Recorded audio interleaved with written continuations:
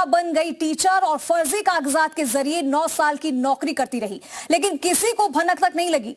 आखिरकार ये महिला योगी फोर्स के रडार पर आई तो इसकी करतूत जानकर शिक्षा विभाग के भी होश उड़ गए। कैसे ये महिला पाकिस्तान से यूपी आई और कैसे इसने सरकारी नौकरी पाई, इस रिपोर्ट के जरिए आप समझिए।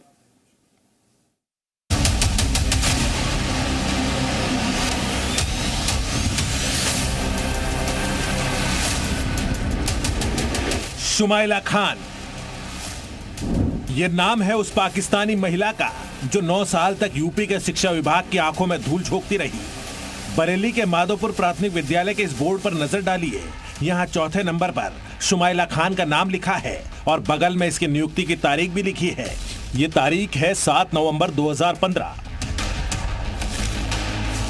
जब इसने यूपी शिक्षा विभाग में सरकारी नौकरी हासिल की, चौंकाने वाली बात है कि इसने न सिर्फ अपनी पहचान छिपाई बल्कि फर्जी कागजात तक बनवा लिए और नौकरी देने वाले शिक्षा विभाग को भनक तक नहीं लगी। ये रामपुर की वैसे रहने वाले हैं और उनके द्वारा जो भी हम लोगों के यहाँ नियुक्ति की इसमें डॉक्यूमेंट्स, निवास प्रमाण पत्र इत्यादि प्रस्तुत किए गए तो रामपुर से बना हुआ था। जांच के बाद हम लोगों ने पत्राचार किया वहाँ पर SDM रामपुर, तो इसके बाद उनकी जो निवास प्रमाण पत्र निरस्त किया गया। निरस्त करने के बाद हम लोगों ने यहाँ पर उनकी सेवा समाप्त कर दी। शुमाइला खान ने रामपुर से फर्जी निवास प्रमाण पत्र बनवाया और सरकारी टीचर के तौर पर सैलरी लेती रही, लेकिन विभाग को एक गोपनीय शिकायत मिली जिसके आधार पर विभागीय जांच शुरू हुई और आखिरकार शुमाइला का सच सामने आ गया, जिसके बाद 3 अक्टूबर 2024 को शुमाइला को निलंबित कर दिया गया और 10 जनवरी 2025 को पुलिस ने केस दर्ज कर जांच शुरू कर दी। उनके पाक राष्ट्रिका होने तथा उत्तर प्रदेश बेसिक शिक्षा अध्यापक सेवा नियमावली 1981 के अंतर्गत अपात्र पाए जाने पर नियुक्ति की तिथि से पदच्युत किया गया है। इस सूचना पर थाना फतेहगंज पश्चिम में मुकदमा अपराध संख्या 19/25 अंतर्गत धारा 419, 420, 467, 468, 471 भादवी दर्ज किया गया है। शुमाइला 2015 से बरेली के माधोपुर प्राथमिक विद्यालय में सहायक शिक्षिका के तौर पर तैनात थी। सबसे बड़ी बात है कि उनके साथ काम करने वाले टीचर्स को भी कभी शक नहीं हुआ, लेकिन अब मामला सामने आया तो स्कूल के प्रधानाध्यापक भी हैरान हैं। नहीं सर, दुख तो हुआ कि उन्होंने तथ्य छिपाए, इस तरह से ज्वाइनिंग ली, झूठ बोलकर नागरिकता नहीं छिपानी चाहिए। और दुख सर इस बात का भी है कि हमारे बीच की शिक्षक टर्मिनेट हुई। 26 जनवरी या स्वतंत्र दिवस जब भी हम मनाते थे तब सभी बढ़ चढ़कर नारे में सबको कार्य बांटता था और सब अपने अपने कार्य करते हैं। महिला पाकिस्तान की रहने वाली है, लेकिन जाली दस्तावेज से यूपी में सरकारी टीचर बन गई। ऐसे में सवाल है कि पाकिस्तान से भारत कैसे आई ये महिला? यूपी में महिला को किसने शरण दी? फर्जी कागजात बनवाने में किसने मदद की?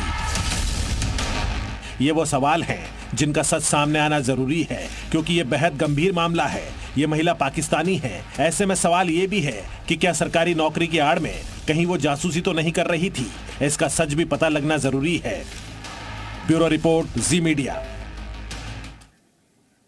अब बात फर्रुखाबाद के एक अस्पताल की। दरअसल लोग बीमार होते हैं तो किसी डॉक्टर के पास या किसी अस्पताल में जाते हैं, मर्ज नहीं ठीक होता तो दूसरे डॉक्टर को दिखाते हैं। ये एक नॉर्मल सी बात है, लेकिन यही नॉर्मल बात फर्रुखाबाद के सिटी हॉस्पिटल को पसंद नहीं आई। आरोप है कि इस अस्पताल में भर्ती एक मरीज को लेकर उसके परिजन दूसरे डॉक्टर के पास चले गए तो हॉस्पिटल स्टाफ ने परिजनों को बंधक बना लिया। क्या है ये पूरा मामला, देखिए इस रिपोर्ट में।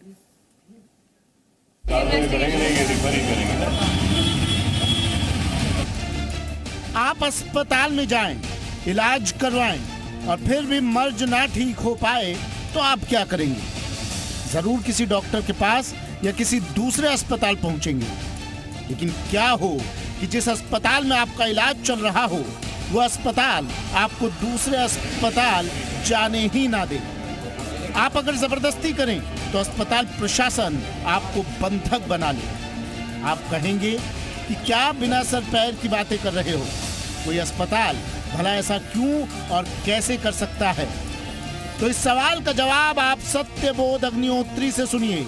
जिस बात पर आप भरोसा करने को तैयार नहीं हैं, वो घटना इनके साथ घट चुकी है।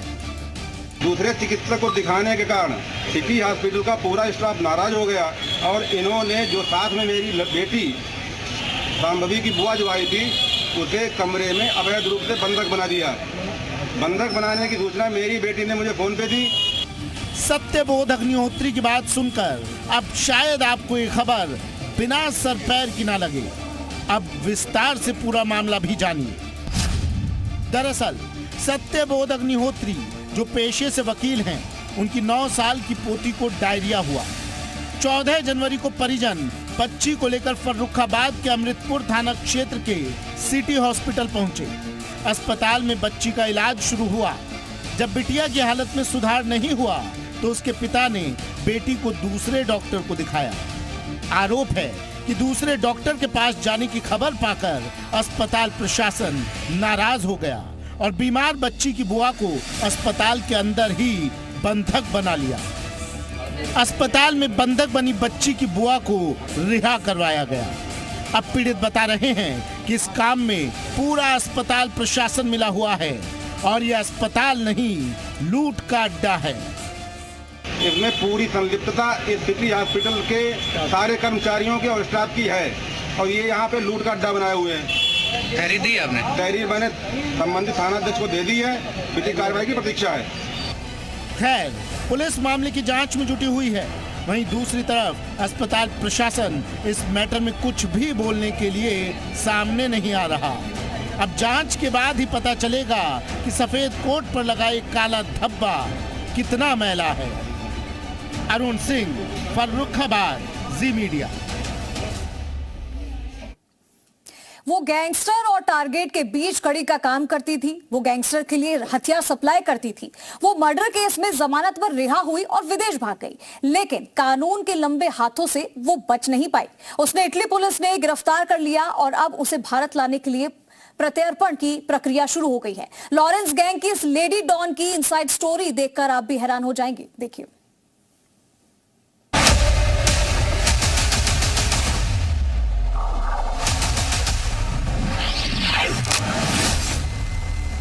इटली से गिरफ्तार हुई लेडी डॉन लॉरेंस गैंग की मेंबर करती थी व्यापारियों को डब्बा कॉल। रंगदारी नहीं मिलने पर करती थी गोलियों की बौछार।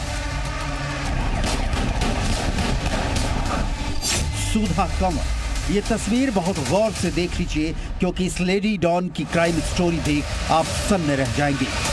हिंदुस्तान में नहीं बल्कि इस क्राइम क्वीन की गिरफ्तारी इटली में हुई है।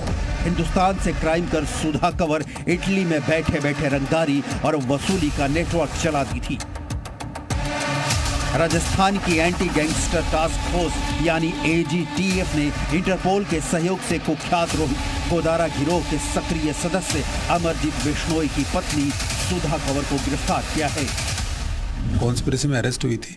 बाद में जमानत होने के बाद वो अपने पासपोर्ट से पहले दुबई, शारजा गई। हमें सूचना मिली थी, वहाँ से इटली चली गई थी। जब इटली में हमें पुख्ता एग्जैक्ट लोकेशन के पता चला तो हमने CBI के थ्रू इंटरपोल को हमने इंटीमेट किया। उस इंफॉर्मेशन के ऊपर वहाँ इटालियन पुलिस ने उसको गिरफ्तार किया है। राजस्थान, हरियाणा, पंजाब, दिल्ली, गुजरात समेत कई राज्यों में रंगदारी के लिए व्यापारियों की हत्या और फायरिंग को अंजाम देने वाली लॉरेंस गैंग के लिए डब्बा कॉलिंग का इंतजाम करने वाली सुधा कंवर इटली के ट्रेपानी से गिरफ्तार हुई है। सुधा की क्राइम रिपोर्ट की डिटेल देखने से पहले डब्बा कॉलिंग क्या होता है इसे समझ लीजिए। रंगदारी के लिए गैंगस्टर टारगेट को सीधा कॉल नहीं करते थे। गैंगस्टर पहले सुधा को कॉल करते थे, इसके बाद सुधा दूसरे मोबाइल से टारगेट को कॉल करती थी। दोनों तरफ के मोबाइल को लाउड स्पीकर पर लगाकर बात कराती थी। उसके बाद गैंगस्टर खुद का परिचय देकर रंगदारी मांगते थे। डब्बा कॉलिंग इसलिए करते थे ताकि पुलिस कॉल ट्रेस नहीं कर पाए। सुधा कंवर की पर्सनल लाइफ भी कम इंटरेस्टिंग नहीं है। सुधा कंवर ने 1 नहीं 2 शादियां की हैं। पहले पति को तलाक देकर अमरजीत बिश्नोई से शादी की। उसके बाद उसने अपने पति की आपराधिक गतिविधियों में सक्रिय रूप से मदद करनी शुरू कर दी।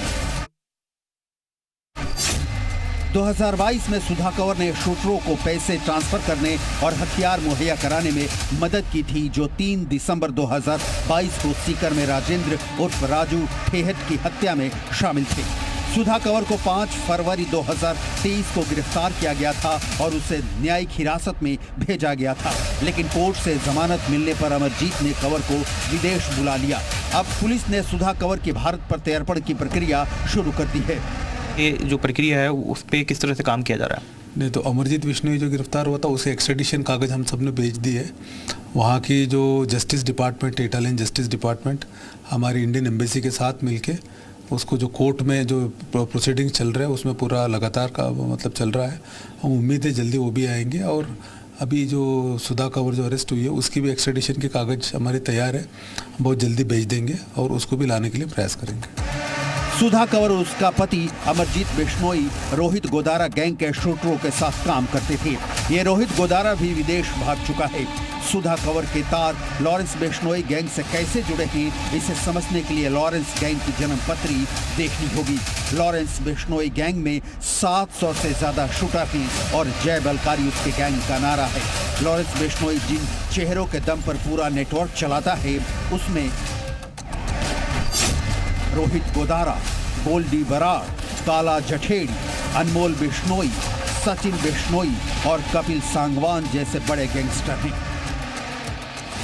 रोहित गोदारा ने ही सोशल मीडिया पर पोस्ट कर राष्ट्रीय राजपूत करणी सेना के अध्यक्ष सुखदेव सिंह गोगामेड़ी की हत्या की जिम्मेवारी ली थी। रोहित गोदारा पर अप्रैल 2024 में सलमान खान के घर के बाहर गोलीबारी की साजिश रचने का भी संदेह है। वो रैपर सिद्धू मूसेवाला की हत्या के आरोपियों में से एक है, जिसकी 29 मई 2022 को पंजाब के मानसा जिले में गोली मारकर हत्या कर दी गई थी।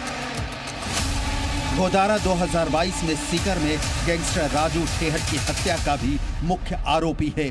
इसी राजू ठेहट मर्डर केस में सुधा कंवर की गिरफ्तारी हुई थी, लेकिन सुधा कंवर डंकी रूट से विदेश भागने में कामयाब हो गई, जिसके बाद रेड कॉर्नर नोटिस जारी किया गया और अब गिरफ्तार हो चुकी है। सुधा कंवर से पहले उसके पति अमनदीप बिश्नोई को भी इटली पुलिस ने पिछले साल जुलाई माह में गिरफ्तार किया था। दोनों पति पत्नी कई आपराधिक प्रकरणों में लिप्त रहे हैं और दोनों का गिरफ्तार होना एक बड़ी कामयाबी माना जा रहा है। अब दोनों का प्रत्यर्पण कर भारत लाने की तैयारी शुरू कर दी गई है। रोहित गोदारा गिरोह को लेकर दोनों कई अहम खुलासे कर सकते हैं। कैमरा पर्सन ब्रजेश यादव के साथ विनय पंत, जी मीडिया, जयपुर। चलिए बुलेटिन में वक्त हो गया एक ब्रेक का, जल्द हाजिर होते हैं।